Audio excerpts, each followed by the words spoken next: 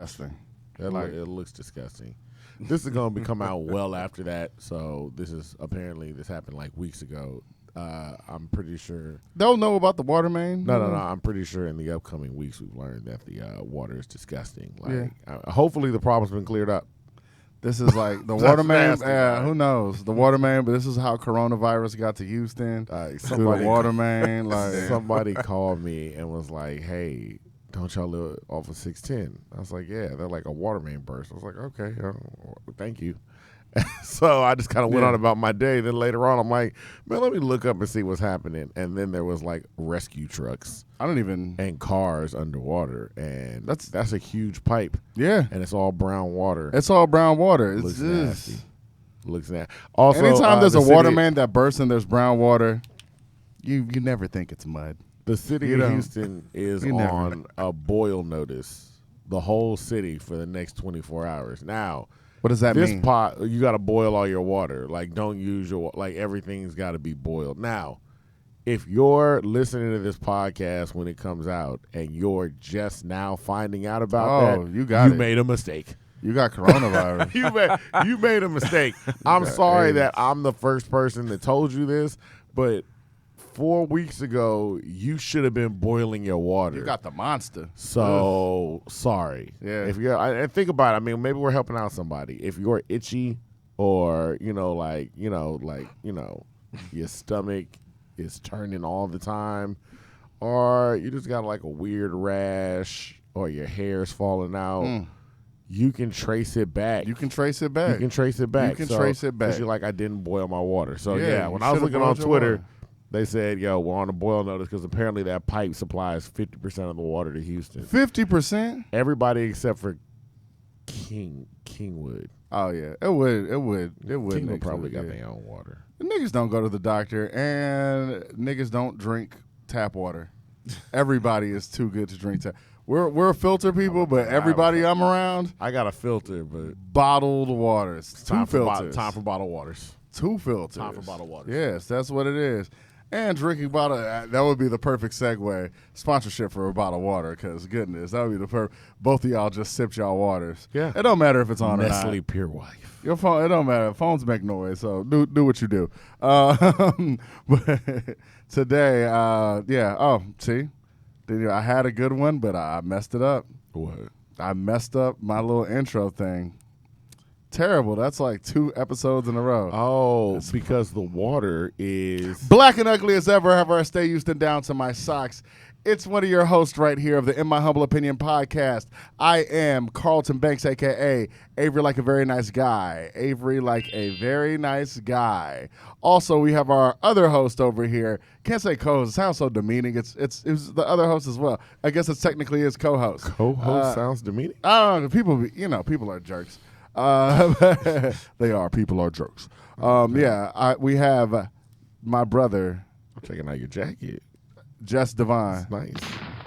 You've seen this jacket for like the past 2 years. It's a nice jacket. You know what I'm saying? You've roasted this jacket. So this is the first. I was going to call it members only, but members only is coming. Members only is coming 2 years ago when I roasted it, it wasn't back in style yet. Oh, it was back in style. You were ahead of the curve. I was like, no. You were ahead of the curve. You have blatantly said that you're not a fashion person. I'm not. I'll be like, when you say stuff, I'll be like, all right, fair enough. Like, I'm not. Ain't no point. It's like telling a 5-year-old about quantum physics. It's like, what's the point? No, I'm the public though. I'm the public that gets their stuff from Marshalls. You know what I mean? Like like when they trickle down. Yeah. What was that you're thing? a teacher. What was the the movie about the fashion lady? She was super mean.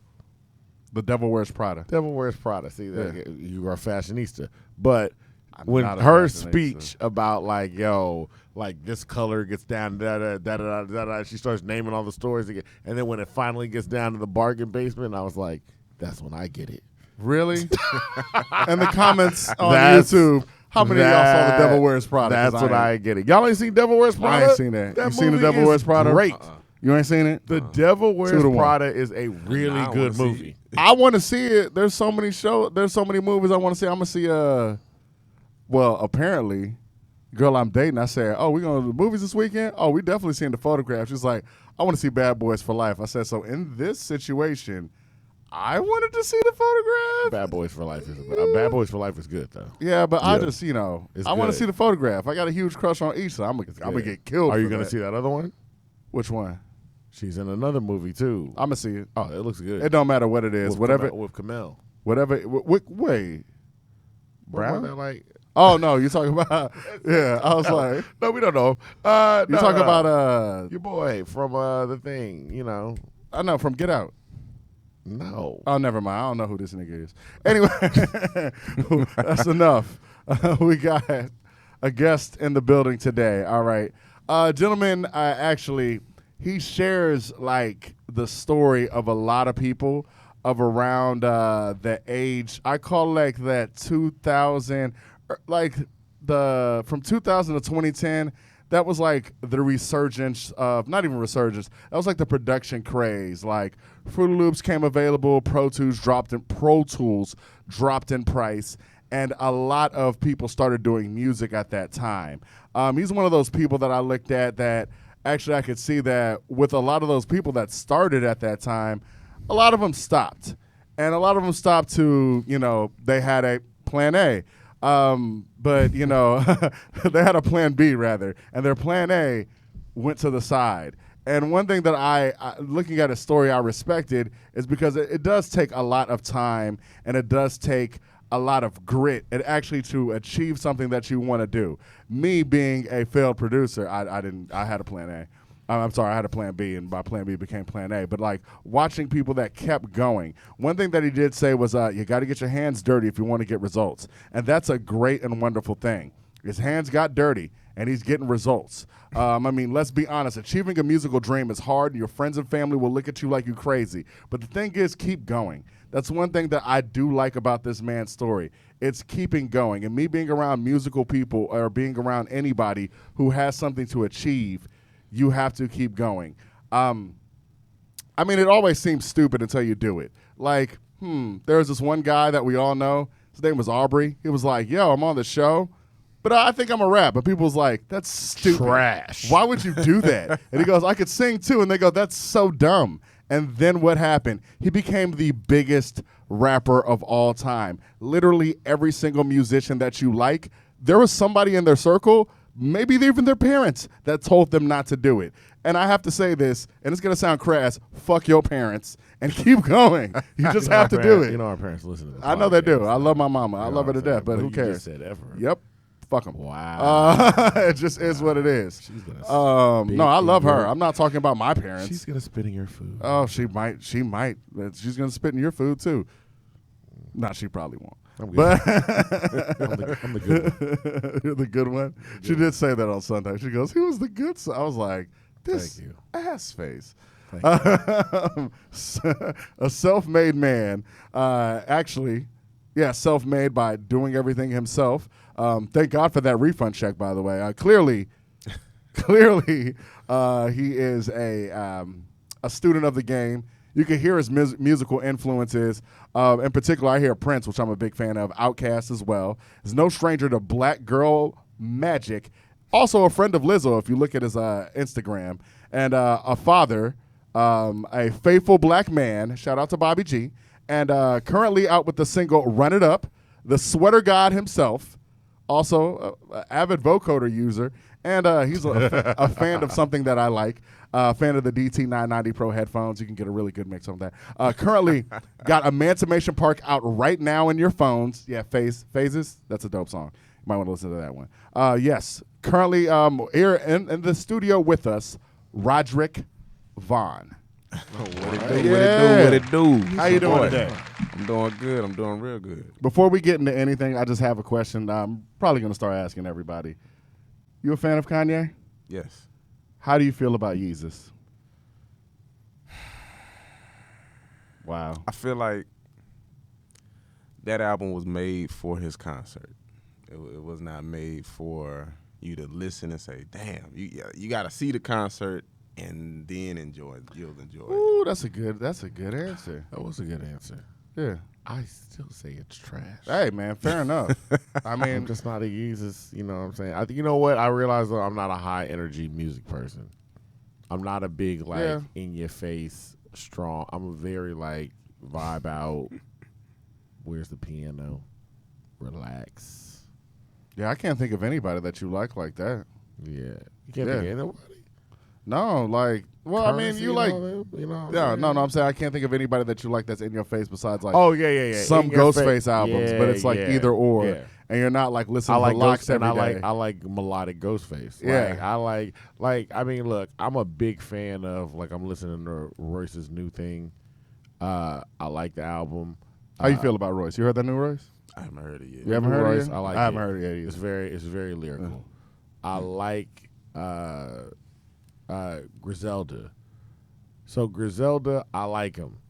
Yeah, it's not like It's a lot of hardcore not drug upbeat. selling though. Yeah. But I'm also like, I think I'm past the point where I'm like, I can't, not 24/7. Like I'm like, I can jump in for like 20 minutes of listening to you sell drugs, and then I'm like, I got to get back out. it's good to it's good to lift weights too, like, yeah, because when I'm lifting weights and I'm listening to like Benny, I think that I'm the biggest drug dealer, and then as soon as like I'm done, I'm like, yeah, you're just a nigga from Sugarland. Calm yeah, down, bro.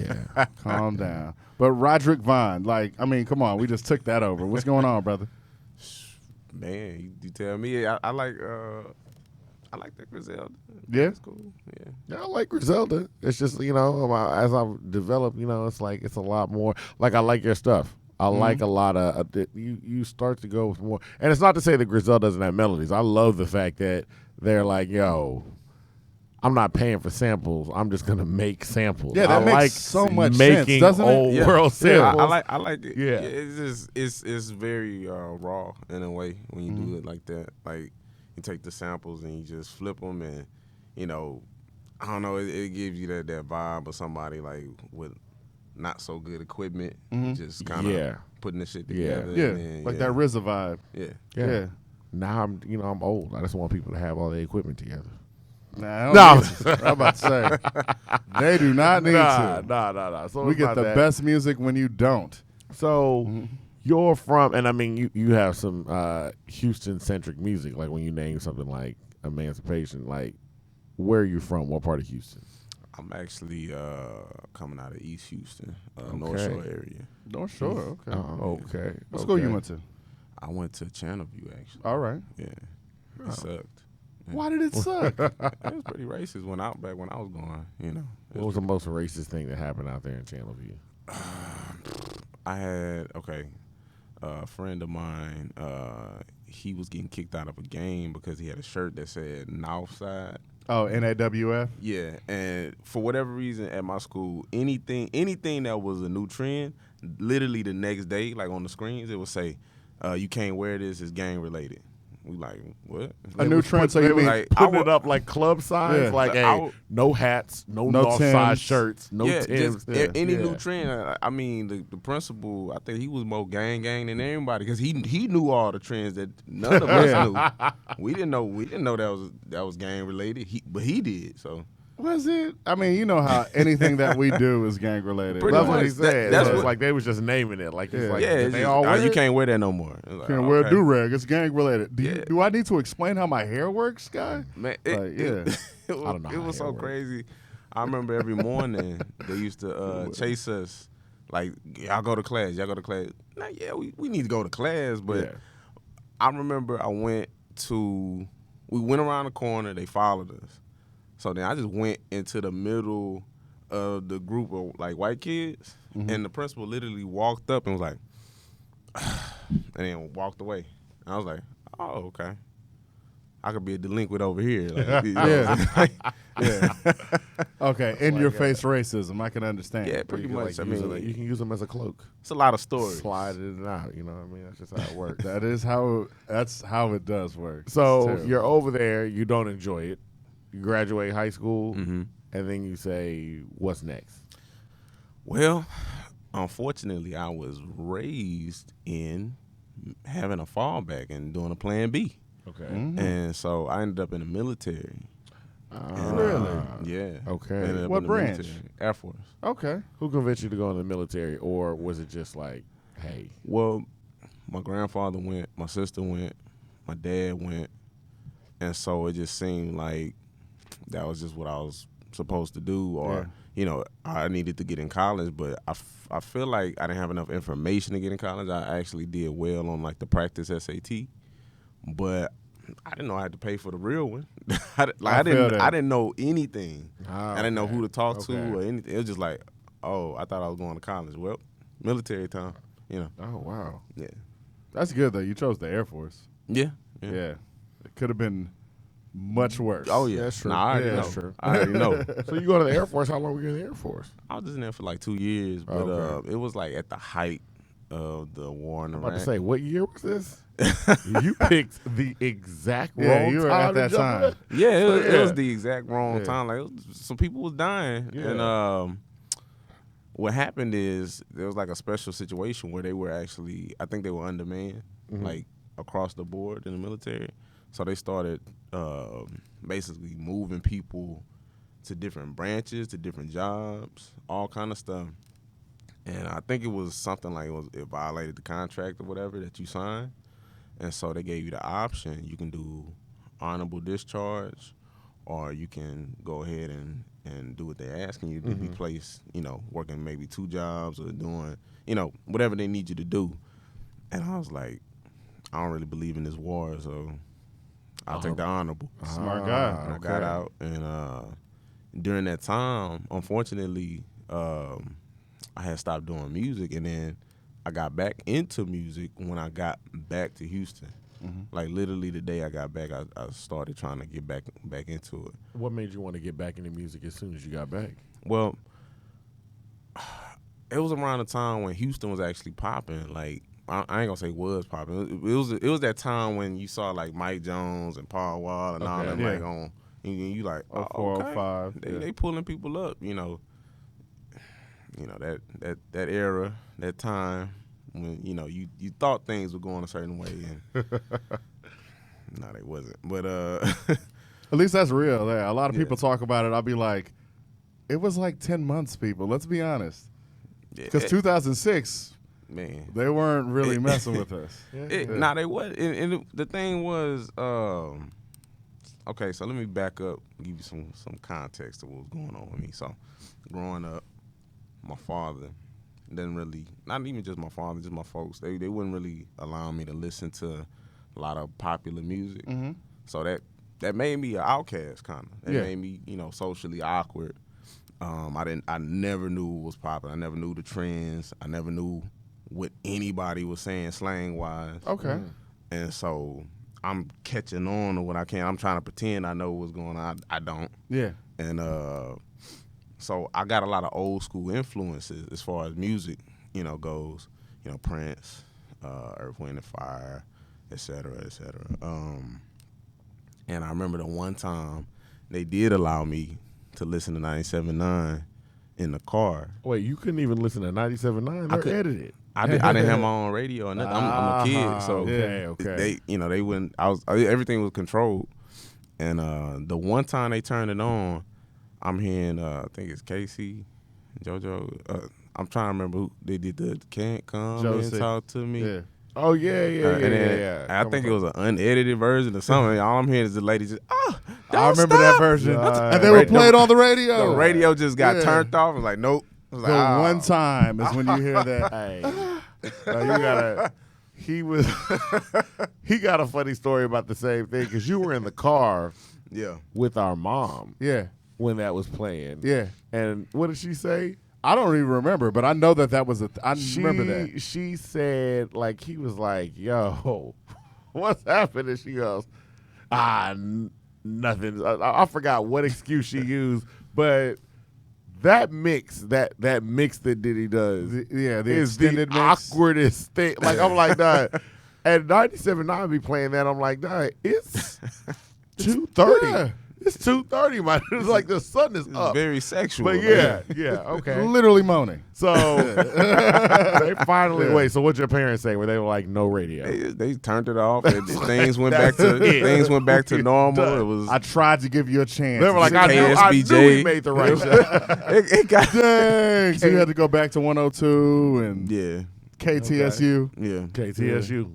KSBJ, the Christian Oh station. man, KSBJ. so were your parents like religious? They were. They weren't like, you know,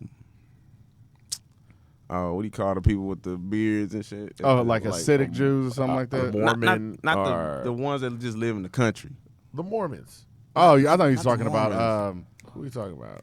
Amish. Thank Yeah, you. the Amish. Yeah, they wasn't like the Mike, Amish, and then you know they were. Shout out to Mixmaster Mike. Thank you. There we go. They weren't like the Amish, and then like they were regulars, and we went to church every Sunday, stuff like that. It was just the Amish are gonna get mad at us, but you're not listening. Yeah, because electronic. you don't believe in electricity. Yeah, you sure don't. It was just they were of that era before rap.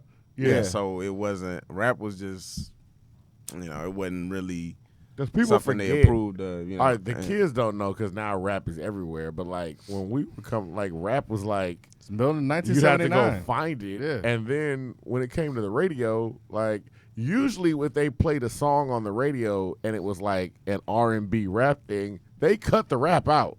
Yeah, like the song would start. Yeah, and TLC didn't have no left eye on They it. just like, have stuff a bridge. like I that. was like, how'd you take her off the whole Oh song? yeah, on 102, I used to hate that. Yeah, I'd be Yeah. like, oh, here it come. And they'd it be like, happened for no. years. Yeah. They used to play at nighttime. They would play the biggest song at that time in like 2000. No, it was 98. It was oh god, I'm not a player. I just crush a lot. And they would play Boricua Morena.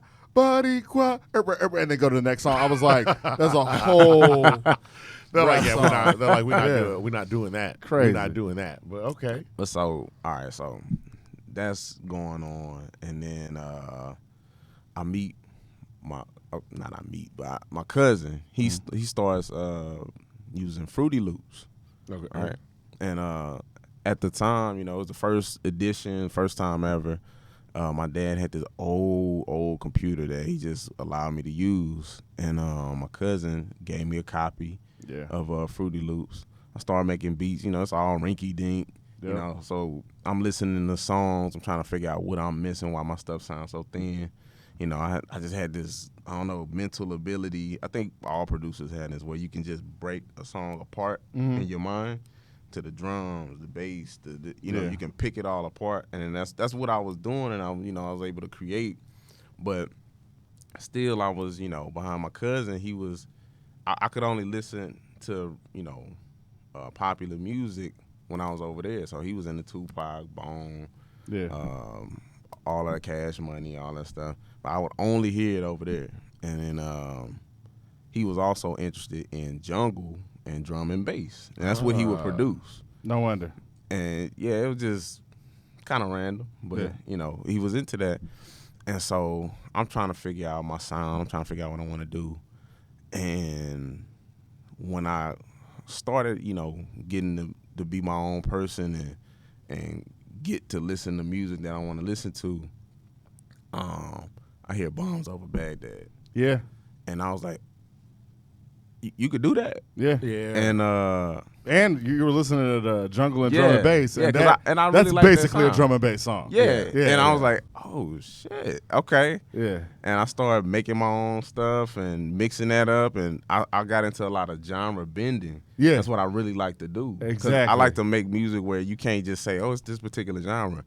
And, the world, how they going to view, I'm black and I'm saying a verse over, so they just gonna put it in the rap category, but that's not necessarily the whole what it genre is. thing is racist. I bought the Nerd album, their first album, In Search Of, in the rap section when you had to go buy CDs they did at put that in the Blockbuster rock. Music, and Yeah. I was like, this is clearly alternative. You Yeah. racist bastard.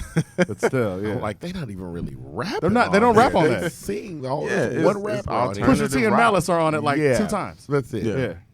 I'm like, dang. And so, I got that going on, but I didn't know what to do with the music. I just knew I really like making it. Then I go to the military. And, Okay. And so music just stops at that Yeah. point. I tried to get into it while I was out there, but it was the creativity wasn't there. I got sent to North Dakota, where it's cold year round, and I hate the cold.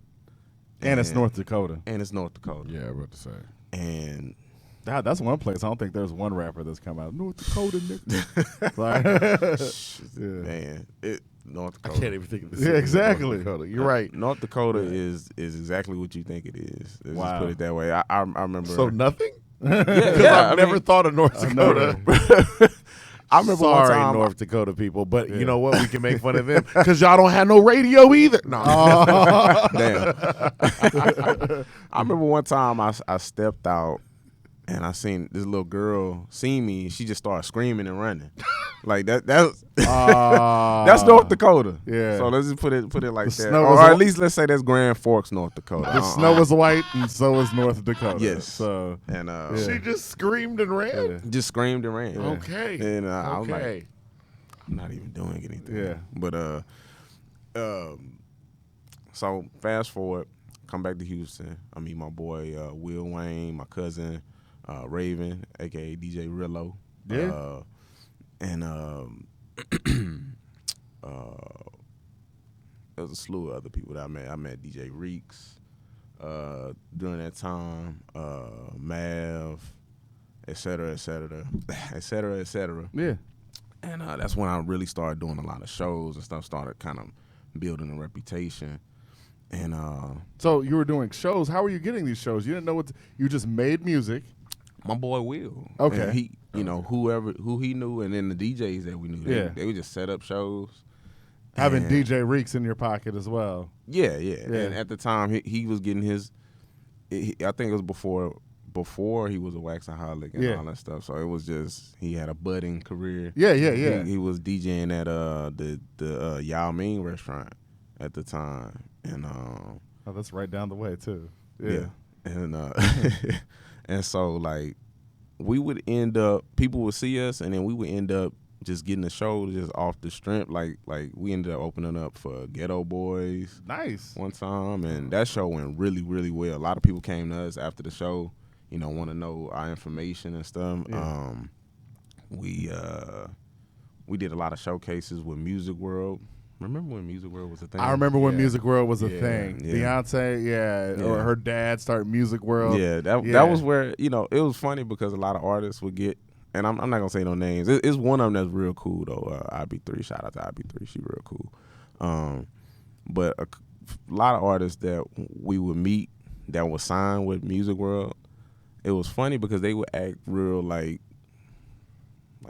don't I'm touch made. me, Yeah, like, I'm let- on Music World. Yeah, let them eat cake kind of attitude. Wow. But those Where that's y'all what- at now, Music World? Man. With Matthew Knowles. They wasn't doing nothing with those, and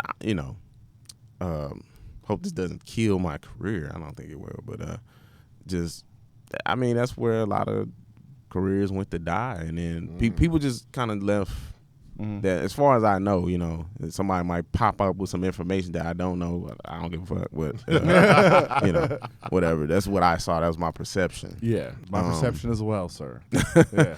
And so, it, at that time, things was popping off. Shout out to Marlon Hall with Awakening Movement. He had like a mini tour of the city.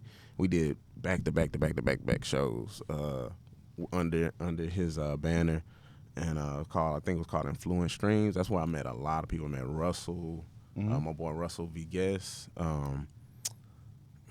Camonte. I could go on with names of people that I met during that time.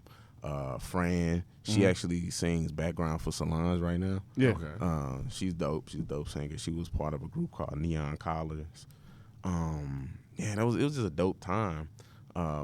But fast forward to the future, I was married, and When'd you get married? I don't remember. Okay. It was I really don't remember. It was a whirlwind. It was, let's just say it was like all right, let's do it. It Yeah. was that kind of Why'd thing. you get married then? Because I had a child.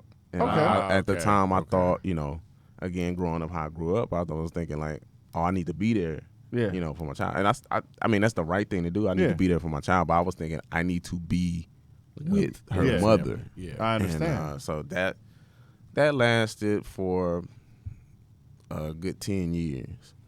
And during that time, Wow. 4 of those years, I actually ended up quitting music again because I just wanted to keep peace at the house. I was getting accused of having hoes in the oven and like just Hoes in the oven. He said in the oven. That's That's a hook. It's the title of a song. That's a hook. Hoes in the oven. Making them up. Yeah. Okay. It was just, I don't know, it was ridiculous. And it was just a toxic relationship. Man. Okay. But yeah, you know, I got out of that. Yeah. The moment I got out of that, went back to music. I don't know, that's my safe haven. That's always where you go back to. But it took me a year, I want to say, to get back acclimated. Like I had to I was making some whack shit. I was like, God damn, what's takes wrong time. with me? Yeah. I had to get back into like the swing of things. And it took a year. Yeah. So I want to say that was 2018, 2019, last year, is when I really started finding my pace again. And that's Emancipation Park came during that time. And I was thinking about... So you got reacclimated last year and then put Emancipation Park out. That was pretty good, though. Yeah. I appreciate it. Yeah. Now, is that because just is this just a collection of songs where you're like, okay, I got it, like it's finally right, or was it just songs you have been working on all year? You're like just perfecting them. Well, I actually had a slew of songs that I recorded with my cousin Elliot. Shout out to Elliot. I was at his house recording, and I actually ended up, you know, recording at my house, you know, just in my room or whatever, just by myself, just getting things going. Yeah. And lyrical exercise. Yeah, and just because I'm more into, rather than just the lyrics, I'm into how does the entire song sound. That's good. Because you know, just as a producer, artist, I kind of hear the whole song and the arrangement, and so I'm putting together Emancipation Park, but I'm thinking the theme wise, I'm thinking, you know, a lot of gentrification is going on, but also and this would be the precursor to No Plan B. Like everything on it was just like I wanted to be kind of like Black experience ish, but not so heavy, you know, ham-fisted, you know, not so heavy-handed with it. Like I wanted to kind of be like it's jamming, but that is there. Yeah, you know? the message is there. Yeah. It's like Outkast. Yeah, because I remember this is how I knew it was really there. I was listening to it around some non-Blacks. Yes. And then I started feeling a way like, what they gonna? But then the I don't give a fuck kind of kicked in as well. But I just realized, you know, at that point, like this is me. This is my sound. I'm for us. Yeah. You know, I don't hate anybody, but I'm definitely for us. We got to be for us. Yeah. And, Pro-Black don't mean that you hate everybody. Right. Yeah. It don't at all. And and so I knew that was something I couldn't compromise on, and I knew that I wanted to build dope music around Black experiences, and you know, I made Black Girl Magic out of that because I really enjoy the Black woman in all her aspects, like, you know, whether that be a romantic relationship, a sibling relationship. I have a sister, my mother, both of my grandmothers, rest in peace. And even like friendships. I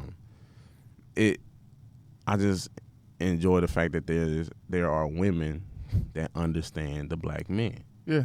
And he's with a Black woman right now. Yes. With a Black woman right now. That's 100. Yes. Have you dated outside your race? No. Okay. I have dabbled. Oh, okay. But you can say it, but still, I understand where you're getting at. Yeah, I've dabbled, but it was family-friendly podcast. It was just nothing family friendly about. I just said fuck parents. Let's just say. I just thought it was weird. Like not weird that it was a white woman, but that this particular person, you know, it didn't go anywhere at all because for whatever reason I'm dressed. I know what a thug look like. I wasn't looking like that at the time. Yeah. But she thought, you know, I'm Black. Yeah. She walking in just randomly saying stuff like, ain't nobody finna fuck with us. What are you talking? What the fuck are you talking about? We finna eat. Like, that went nowhere. I didn't even dibble. I understand. With the dabble, you know what I'm saying? It was just, that's as far as that went. And so, anyway, I knew I had to get back to Houston. That was a North Dakota situation. Oh, okay. That was North Dakota. Yeah, that's North Dakota. Yeah. But still. Nothing against North Dakota. You know, if I come do a show out there, shout out. But there we go. In her defense, though, I mean, that little girl saw you in North Dakota and ran. So people from miles around probably knew about you already. They was like, hey, man, you know there's a thug that's living out here now. And I mean, let's be honest. I talk about it freely in front of non-people of color. I'll be like, well, y'all are just scared of us. So they'll be like, no, we not. I'll be like, okay, you know where not to go. So, yeah. Man. Sure. Like, come on, man. That is a so response. Black girl magic. So you say you enjoy everything that there is about the black woman. Yes. So what else do we have on Emancipation Park? Okay, we have 712. That's about me and my woman. It's just kind of a personal track, you know, between, you know, me and her and our like inside jokes and shit. And then let's see. The intro. I had the amazing Time P on there. She was singing backup with me. She actually sung the chorus on there too and wrote it. I like the orchestral feel of it when it first comes on. I can see. And it was just, it's real big.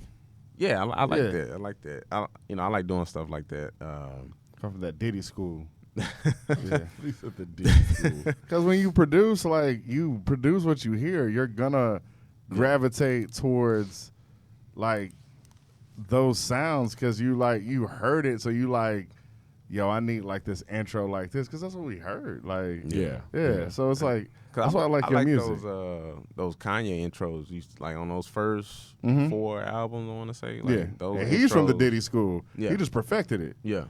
So and, you know, just how that would go. Like, you kind of have like this feel like it's I don't know how to describe, like a Spielberg kind of movie, and just like it's a very heartfelt kind of thing. And that's kind of what I was going for with it. And you know, it's just about, you know, breaking out away from a society that doesn't want you to be you, while they also want to be you. Wow, like that's pretty good way to put it. Yeah, that's true. Yeah, like you know, but they, you know, they try to remove us from the process, you know. And through gentrification, you know, there's I call it like herding. They just herd black people in areas and funnel them in certain areas. And you kind of alluded to that when you were saying about naming it. Like, why in particular Emancipation Park? Why is that such an important title and such an important area? Well, I believe that Third Ward is a very important area in Houston. I'm not from Third Ward, but that area in particular, I sometimes I call it like the Harlem of Houston. Like it just has a historic value to it. I mean, I know there's other areas that do, but you know, Third Ward kind of gets that notoriety. I just, you know, I remember when it was Dowling, and then it was Emancipation. Yeah. And then, you know, Emancipation Park. I was out there in Third Ward, and some lady just wanted me to move my car. So she calls the police. You know, she's not an official Third Ward resident. She lives out there. Yeah. What are they calling it now? What is it called again? Are they trying to call it? Edo? No. They call it Midtown now, or the Museum District. Museum Park. Park. That's Museum Park. Museum Park. Yeah. And I just remember when I'm not remember, but I mean, I know they put like the pool. What's the pool and the basketball? Because my thing is, people will talk about gentrification and then be like, oh, this is other people coming in and they really want to take care of the neighborhood. And I'm just like, yo, like our people live out in these areas. And are you telling me, like, I'm like, there are plenty of, especially like we're talking about black women, like all these women in the church that have written letters and letters talking about, like, I want this fixed, and it just gets ignored. Like, what happens is when you have a different group of people come in, all of a sudden it's like, hey, I want this pothole fixed, and it happens. I like all a of bus sudden stop get a here, grocery store. and it happens. I like a grocery store, Yeah. and it happens. It's not You know that, when you see it. Yeah. I had to say it. When you see newer HEBs, still love them, but I know what's going on. Yeah. And then a Whole Foods, Yeah. HEB combined with Whole Food. Like if there's a HEB, you're like, okay. That's a nuclear if- bomb. But if an in the black HEB, community. yes, and a Whole Foods Yeah. comes together, Yeah. then there's gonna be a Jamba Juice. There's gonna be a Smoothie King, and I'm like, And it's not wait. that they're like we as a people don't want to take advantage of these like situations. It's like it's just not. It doesn't come. It comes with Not higher for us. rent. That's Yeah. what Yeah. happens. Your rent Yeah. gets higher or the property gets sold. And, Oh, yeah. and then you don't live there anymore. And the nail in the coffin, Chick-fil-A. Chick-fil-A's nail on I the say the coffin. nail in the coffin is when you see somebody just walking their dog at 3 a.m. That's what I Yeah. was saying. and The nail in the they coffin. look at Yeah. you looking at them, they looking at the you like, nail in the coffin is that Yeah. anybody. I told you like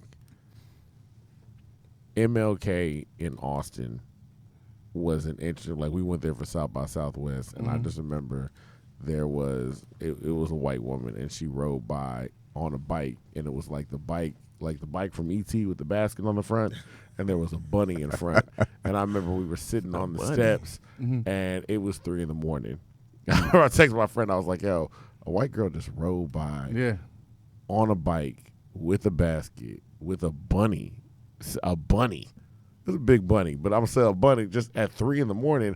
I said MLK out here is different, Yeah. but that's just what it is. Like, it's yeah, gonna be called Trump Boulevard. Oh, man. if he gets his way, if he gets his way, which I mean, I'm about to say, he's been when he getting. gets his way, okay. He's been getting, Yeah. but you thought, okay, so that was your goal when you're saying you wanted to do an ode to this to kind of memorialize this Houston's Harlem.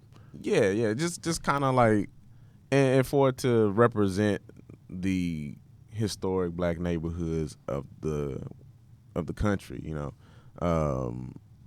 just something like that, and I kind of like with the song Star, I speak up on how we are, we're stars, but we don't know it, and I look at stars like they're way out there, they're separate from everything. And that's kind of how we are, but we're here, We are separate from everybody. We have unique features. We have, we're the only group, on a macro level that the world decided together they're gonna be at the bottom, and our perseverance and our, the way we've dealt with that throughout the years, because you can't get rid of us. You can't stop us. And I mean, they worried about our birth rate. You know what I'm saying? That's a whole other conversation. Yeah. But we understood. I want to say even during slavery, especially before slavery, we understood that that's not our natural state. That's not what we are. And innately you understand that, and you can only scare some of the people some of the time, but not all of the people all the time. Like we, a person like a Malcolm X, comes out of this. A person like a Kwame, comes out of this. Like it.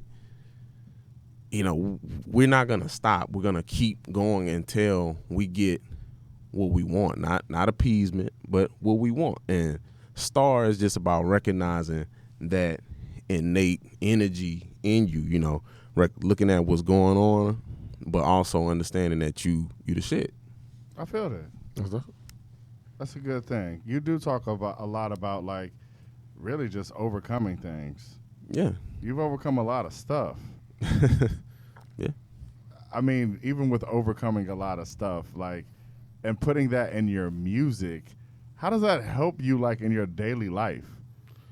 It motivates me because I want to say my mind, since I put out Emancipation Park, and since I decided there was no other thing besides music for me to do, it's almost like my life depends on.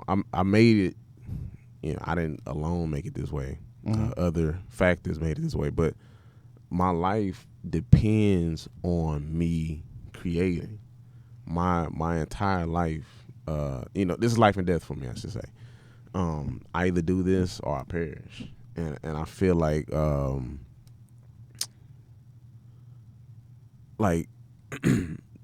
the way I've been able to overcome is just learning,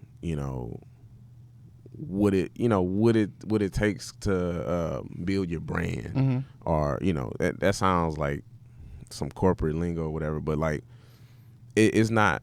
If you do everything transactionally, it kind of stops there.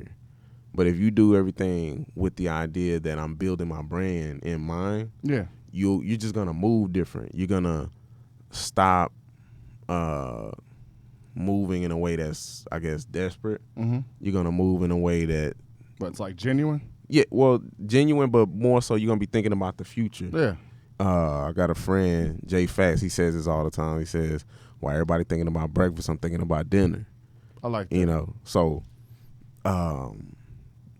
it just kind of motivates you to move in a way where got to be 3 steps ahead. Yeah, and the thing is, with certain decisions, like saying this is the only thing for me, like to put it in perspective, I fired my boss last year. I like that. And so Fire my boss. Pretty much. Yeah. And I knew a lot of L's, a lot of tears, a lot of struggle, maybe even depression would come with that. But I understood that, maybe somebody would say, well, you could have done this a different way, or you could have done this way. But I'm like, that might take me another 8 years. But I've already been doing this for so long that I feel like I need to change what I've been doing. I already been doing the fallback, the plan B, and working on music. And then, I'm just going to put my whole energy into this. And so far, I haven't died. Yeah. I have have doing not. Your thing. I've been eating. Yeah. I've been able to move around uninhibited. I've been able to make my own schedule. And I'm like, like I've known other artists who are big now, who, if you hear their story, like it's funny, like I'm not gonna name this artist, but he did a documentary, you might be able to read between the lines, whatever. His family is on the documentary, like, oh man, that's my son, like, man, I always knew he was gonna do. Nah. The real story is he stopped going to college. Yeah. He was all kind of dumb, stupid motherfuckers and da-da-da-da. And now he is who he is today. Yeah. And now everybody was day one. That's one thing I liked about you, because we talk about the process. Everybody goes, like my parents, they back me up 100%. Not everybody has that. Right. So I'm saying, I look at that, like that's the truth of when you decide to do music, your friends will be around and they'll be like, what are you doing this for? This doesn't make any sense. But that brings us to No Plan B. So No Plan B, that's your podcast, correct? That is it started out as just the album. Okay. And then my boy Jay Fax had the idea of promoting it through the podcast. That makes sense. And I was like, And we started expanding and saying, hey, let's just talk to other creatives who are moving forward with no plan B. All right. Okay. They're just focused on their craft. And so that's what got the podcast going. And in the podcast, we deal with things that creatives face, because this is a world that, let me put it this way. This is a world that is not designed for you to find your purpose. You have to fight for your purpose. You have to know it, and you have to say, oh, everyone's gonna call me stupid when I pursue my purpose. Yeah. Everyone's gonna say, don't do it that way, but I have to do it that way. Yeah. Everyone's going to say, you should just be a cog in someone else's machine instead of you trying to make your own machine. That's true. And that's really, what this world is. We coming in late in history. We not the people that set the foundation for this. Yeah. This is something that's been set up a long time ago before us.